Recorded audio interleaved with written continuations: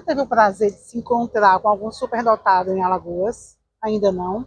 Segundo o Mensa, que é uma instituição que acompanha os superdotados e colabora para esse estudo científico, existem aqui no estado 21 superdotados. São 12 crianças e 9 adultos. No Brasil todo, também segundo o Mensa, são 4.800 pessoas com superdotação, com altas habilidades. São pessoas cujo raciocínio lógico é muito mais rápido, com QI é muito mais elevado, mas elas encontram dificuldades nas escolas, na sociedade. Nem todo mundo sabe lidar com o superdotado, por achar que eles vivem num mundo isolado, numa caixinha, que não conversam com ninguém, que não tratam sobre assuntos corriqueiros. Aí é que está o problema. O superdotado precisa também ser acolhido pela sociedade. São pessoas, de termos gerais, iguais a gente, com altas habilidades, com altas dotações capacitivas intelectuais. Vamos conhecer alguns deles nessa reportagem conosco? Olha, Valdete, tudo começou através do meu filho, o Eduardo, que hoje está com 12 anos de idade. Né? Desde recém-nascido, a gente via algumas características nele que se diferenciavam das demais crianças na mesma faixa etária. Alta sensibilidade auditiva, quando ele começou a falar, uma memória absurda, e sempre relatando, principalmente depois do início da vida escolar, sobre a facilidade do aprendizado, a monotonia das aulas. E só por volta de 11 anos de idade dele que a gente chegou à identificação da superdotação nele. É um mundo novo que se abriu diante da gente, né, tanto diante de mim quanto da mãe dele. E aí é um universo novo que a gente precisava conhecer para entender a forma de funcionamento do cérebro do nosso filho, né? Então, estudando, investigando, fazendo curso, lendo artigo, participando de grupos de discussão, aí eu comecei a identificar várias daquelas características em mim também. Aí, isso não é um teste de internet que você faz, né? Aí eu me submeti à mesma avaliação neuropsicológica que a gente fez no Eduardo, né, com profissional e etc. Aí eu me submeti à mesma avaliação. Né? E, para minha surpresa, no final, foi identificada também a superdotação, e a partir daí eu comecei a entender várias características da minha personalidade e da minha vida escolar, por exemplo. Alexandre, ele passou em um concurso público pela primeira vez, a primeira vez que fez, passou. Uhum. Mas como você percebeu que essa aprovação no primeiro concurso não era apenas o esforço dos estudos, ou não foi sorte de iniciante? Uhum. Em que momento colou com flashes que você teve da sua vida escolar lá na infância, lá na adolescência? Falando do concurso público, né, que eu fui aprovado num concurso público federal na minha primeira tentativa de ingressar na carreira pública. E foram menos de 5 meses de estudo. Né? Eu me dediquei muito, na época eu não estava trabalhando, então eu pude me dedicar exclusivamente aos estudos, e eu estudava muito. Eu estudava mais de 12 horas por dia, todos os dias. Então eu me preparei bastante para esse concurso, mas as mesmas pessoas várias pessoas, na verdade, que se empenharam tanto quanto, ou quase tanto quanto eu, não tiveram a sorte, digamos assim, que não é sorte, não tiveram a mesma oportunidade de ingressar na carreira pública. Hoje eu entendo que a superdotação, principalmente com relação à facilidade de organização de um plano de estudo, ao planejamento do estudo e à memória, que é um fator também quase que unânime dentre os superdotados, né, a boa memória me facilitaram demais na hora do concurso público. E são essas características também, desde o jardim da infância, escola, adolescência, faculdade, essa facilidade no aprendizado e, consequentemente, a interpretação do ambiente educacional como um ambiente monótono. Isso é bem frustrante. Ouvir a palavra superdotado dá a impressão que são pessoas inatingíveis, que você nunca vai conseguir conversar com ela, não vai ter assunto para prosear com uma pessoa dessa. A sociedade entende o que é uma pessoa superdotada? Como é que a gente chega no superdotado? Existe algum lado negativo em ter superdotação? A balança ela precisa ser equilibrada, né? Então, e é importante destacar também que a superdotação ela não se manifesta da mesma forma em todas as pessoas. Há algumas características comuns, por exemplo, a boa memória, né? Mas alguns se destacam, por exemplo, na área da logística, na área do planejamento, na área da lógica e da organização. Em outros, se manifestam nos trabalhos manuais, nas artes, na música. Em outros, na prática do esporte, no relacionamento interpessoal. Né? Então, a superdotação ela vai se manifestar de várias formas diferentes. E a criança ela é criança, sendo superdotada ou não. O adolescente ele é adolescente, sendo superdotado ou não. E o adulto é a mesma coisa. Mas algumas características já começam a mostrar que é aquela questão que eu comentei, que a balança ela precisa ser equilibrada.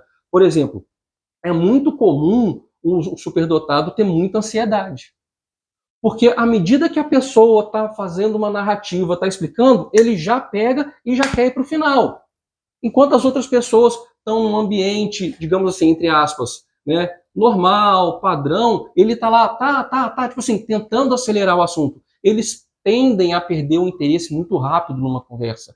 Se não é um assunto que vai instigando a sua curiosidade, o seu raciocínio, a sua lógica, né, ele tende a perder o interesse muito rápido. Consequentemente, normalmente são pessoas que têm dificuldade de relacionamento, principalmente na vida adulta, justamente por quererem sempre ir a fundo em qualquer assunto, né, eles tendem a ser, muitas vezes, interpretados como pessoas, muitas vezes, invasivas, né, algumas pessoas enxeridas, algumas pessoas que são, entre aspas, complicadas. Eu já ouvi isso diversas vezes. Não, isso é muito complicado. Você tende a complicar tudo. Não é complicar, porque muitas vezes uma informação é passada para a gente assim, né, superficialmente, e a gente quer investigar aquilo a fundo. Mas não é um desejo assim, eu quero porque eu quero. Não. O nosso cérebro, ele precisa disso.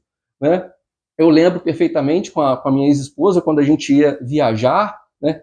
Vão viajar? Eu já entrava, eu já via roteiro, eu já via horário de voo, já comparava onde que eu vou ter que deixar o carro, é melhor ir de carro, é melhor ir de Uber, faz parte da nossa natureza. Planejamento, né? Né? Faz parte da nossa natureza, entendeu? Então, eu sou muito prolixo, perdão, né? Viés de professor, mas a sociedade ela não está preparada para lidar. A gente precisa saber a diferença entre uma pessoa superdotada, já nasceu assim, é intrínseco dela, né?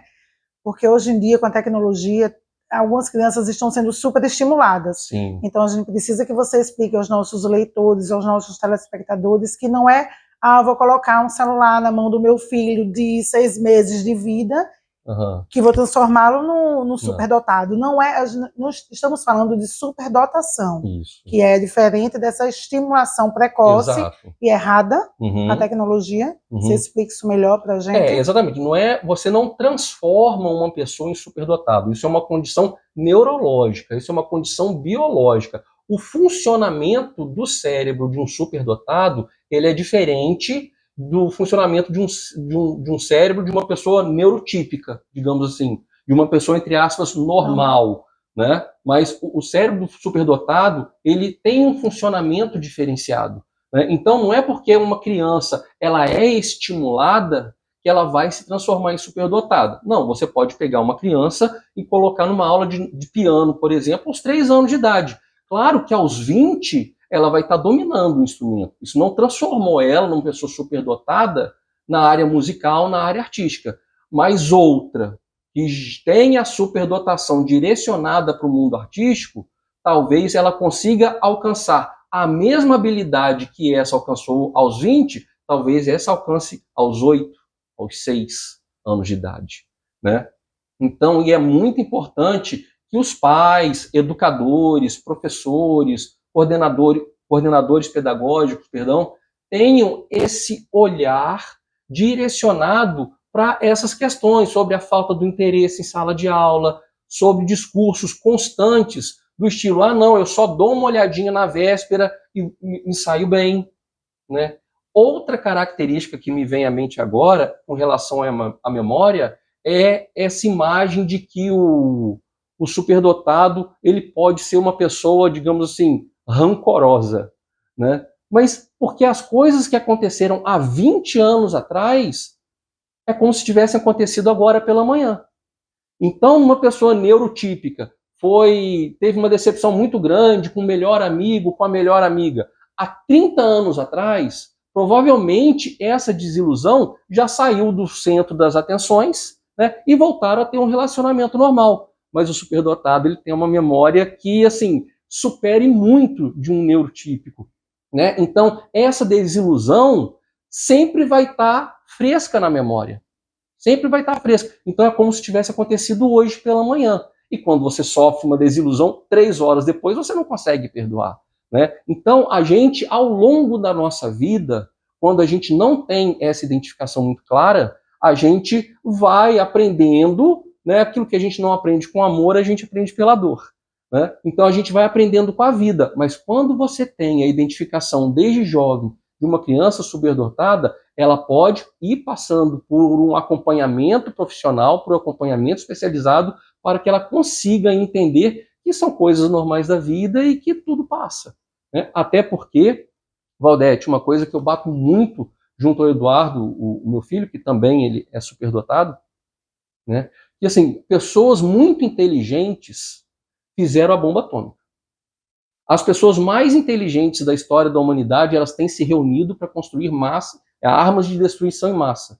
Então, o que o mundo precisa hoje não é de superdotados, de pessoas super inteligentes. Precisa de pessoas boas, sabe? Então, se você conseguir, né, pegar as capacidades que você tem e aplicar para o bem, aí sim a sua superdotação vai fazer uma diferença. Porque o simples fato de você ser super inteligente e não conseguir aplicar em prol da sociedade na qual você vive, a sua superdotação ela não faz diferença.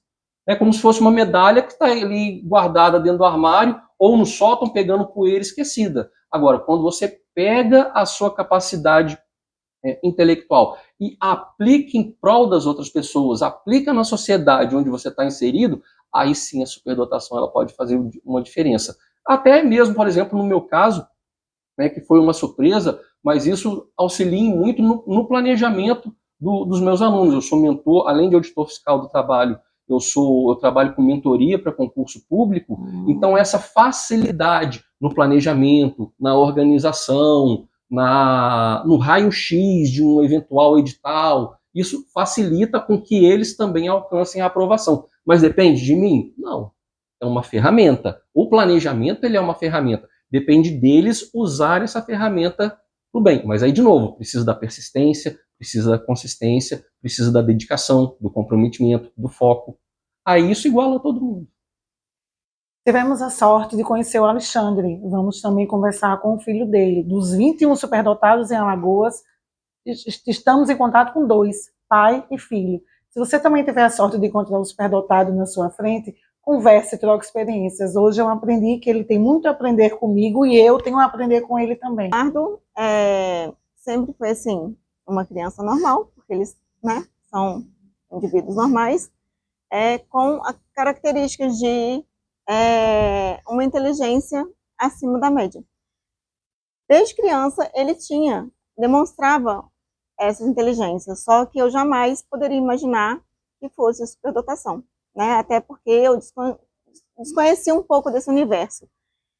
E aí, desde que ele entrou na escola, quando foi visitar a escola, com cerca de 3 anos, eu lembro que a coordenadora pedagógica na época falou que a parte verbal dele era muito boa.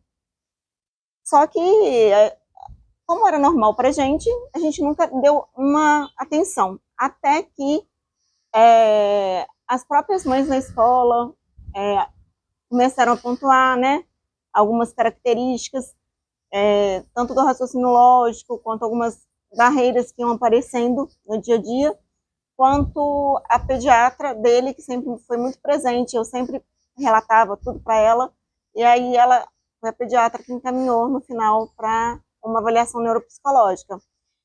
Eu demorei um pouquinho para poder, na busca dessa profissional, porque eu sei que existem muitos laudos errados, né, e eu me atentava para isso, para um laudo assim, mais fidedigno possível, para que eu pudesse também estar trabalhando de uma forma mais assertiva. E aí, a partir daí, né, tudo começou a fazer mais sentido, porque Eduardo, desde cedo, por exemplo, na escola, altos barulhos o incomodavam, aí passava mal, com dor de cabeça, chegava até com ânsia de vômito, chegava até a vomitar na escola, várias vezes tive que buscar mais cedo, e a gente não entendia tudo isso, fazia vários exames, ia a vários médicos, e a gente não fechava num quadro. Até após a identificação, né, da superdotação, e aí a gente estudar sobre as características e ver que tudo fechava realmente nesse quadro da identificação dele. E aí é mais ou menos por aí, né? E aí que eu fui começar a estudar sobre a superdotação, porque na própria sociedade eu encontro várias barreiras no dia a dia, né? Então eu estou buscando cada vez mais entender mais para poder auxiliar melhor. Sinceramente, ao conteúdo proporcionado pela escola, eu nunca me importei muito. Em casa, eu raramente estudo conteúdos proporcionados pela escola. Minhas principais áreas de estudo não são proporcionadas pela escola. São física clássica, física quântica, mecânica quântica, filosofia, astronomia, engenharia mecatrônica, engenharia clássica, desenvolvimento cerebral humano e ciências gerais. Não são conteúdos proporcionados pela escola. Nunca me preocupei com provas, atividades, deveres de casa, trabalhos em grupos, porque todos eles são extremamente simples para mim, eu sou capaz de desenvolvê-los muito rapidamente. Então eu dou pouquíssima atenção à escola de uma forma geral. Ela me proporciona desafios, porém não são desafios intelectuais, são desafios sociais. Então, em relação à minha rotina estudantil, essas seriam as minhas principais afirmações. Quando eu sair da escola, eu quero entrar em Cambridge, estudar engenharia mecatrônica. Caso eu não consiga uma bolsa 100%, eu pretendo entrar em algum estágio envolvendo desenvolvimento nanotecnológico, robótico. Quando eu sair de Cambridge, eu pretendo entrar em alguma empresa pequena envolvendo desenvolvimento nanotecnológico, não como uma carreira definitiva, mas para ter uma noção de meio de campo.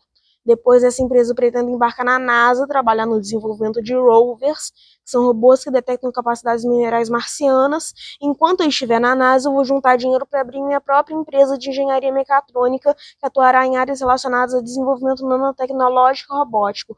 Eu tenho planos como iniciar o desenvolvimento de uma esfera, no caso um enxame de Dyson. Eu pretendo atuar em um possível projeto relacionado a um cérebro de matriosca. Eu tenho ideias para o futuro.